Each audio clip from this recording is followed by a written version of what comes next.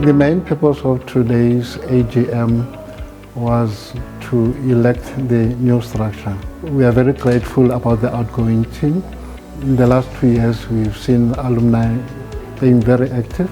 They empowered a lot of young people in the communities, and they carried out most of their programs with excellence, with passion and dedication.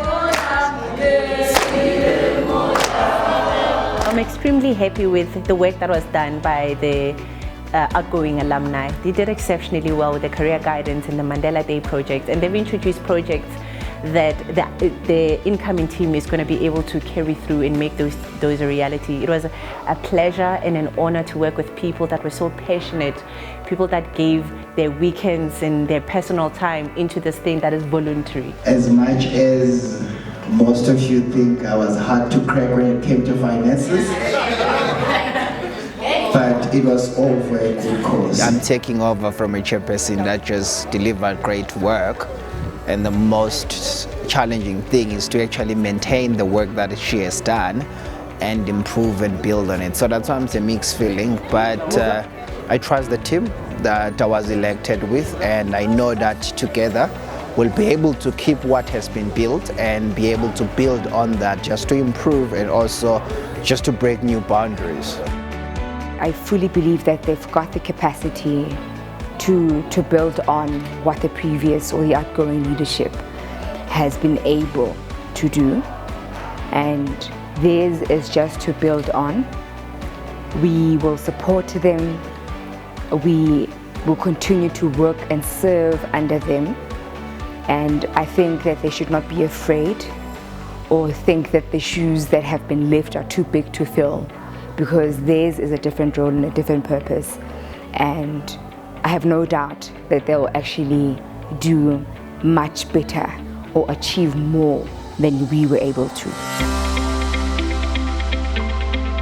An average black child always comes from the township or from the rural community, and I was talking to the youth. My mom comes from rural province of the Transkei in Mount Fletcher. I come from a small town in the Free State called Vicksburg, and in every child, every youth that was here tonight, I see myself there. I've been on the journey that they're traveling, but unfortunately in my case there were no opportunities.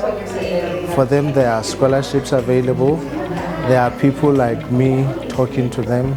In my instance, there was no one. You had to listen to what only your parents could give you. But what is far more important is to give them a message of hope, to say there's a lot that this government has committed to the future of these children. Having served in the JB Marks for 2 years now, I believe that it has actually strengthened me more as a leader. It has strengthened my teamwork capabilities, and knowing that no matter the disputes, no matter how sometimes during the journey how difficult things may be, at the end of the day we always try and make it work, because it's for the greater good. Everything that we do going forward, it's not about us, but it's about the next person. Leadership requires sacrifice, it requires time, it requires selflessness. So you need to make time, you need to know that you are going to lead. So have a balance in whatever that you are doing, and most importantly, have the willingness to learn. The government has put quite a lot of money to say the SMMEs is the future of the economy. And with that in mind, it says every graduate from all corners of this country are the future. Whether they employ one person, two people, or 10, is a contribution towards the bigger contribution on the economy. Big businesses are no longer employing, they are retaining what they have. And it is for this youth, as they graduate, to make sure that they take these opportunities that are at their disposal. From the bottom of my heart, thank you on behalf of JB Marks, thank you on behalf of the Board of Trustees, and thank you as well from all the alumni. I think that I speak for all of us when I say Amanda.